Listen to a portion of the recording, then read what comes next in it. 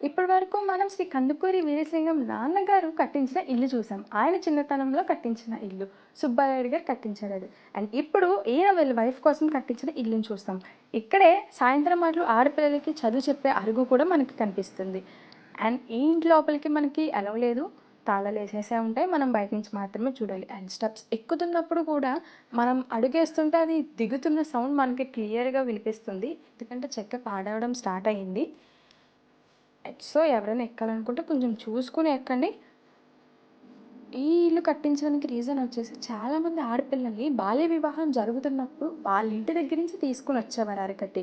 So, ఆ ఆడపిల్లలకి మళ్ళీ వాళ్ళ ఇంటికి వెళ్ళే ఛాన్స్ లేదు కాబట్టి వాళ్ళకంటూ ఒక నివాసం ఉండాలి అని ఈ ఇల్లు కట్టించారు. దానికి ఈ రాజ్యలక్ష్మి గారు అక్కడ తోడుగా ఉండేవారనమాట.